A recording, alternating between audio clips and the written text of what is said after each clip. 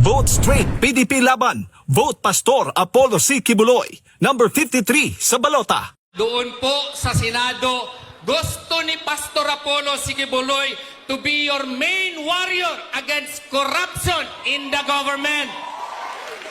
May nagtanong sa akin, attorney, ano nga bang gawain niya? Siya ay ministro, siya ay leader ng organisasyon. Ang isasabi ko na naman, mas marami pong magagawa si Pastor Apollo C. Kibuloy kesa doon sa mga pabalik-balik lamang sa Senado. Ano nga naman, paano niya magawang ihinto or at least ilesen itong korupsyon na ito? Ang una, he will propose to amend the Ombudsman Law. Gusto niya na mayroon na itong magiging karapatan na magtayo ng Truth Commission which will be empowered to hire proper and competent investigators para tugisin po itong mga kurakot na gobyernong mga empleyado sana natin.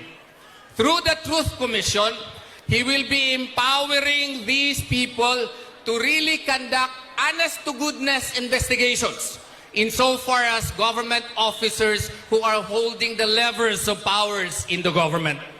Ano pa?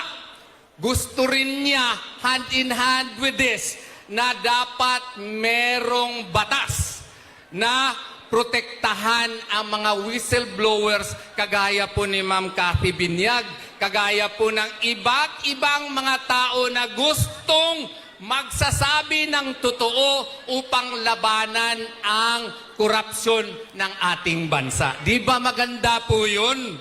Gusto rin po niya na klaruhin at amindahan ang plunder law para ibaba na po ang threshold po ng plunder kasi gusto niya death penalty po sa graft and corruption.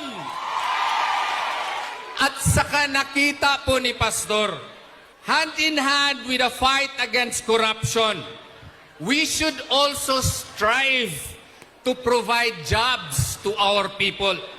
Kaya nga po, sa kanyang mga programa, naisipan po niya na kailangan amindahan ang Republic Act 10869. Ano yan? Job Start Philippines.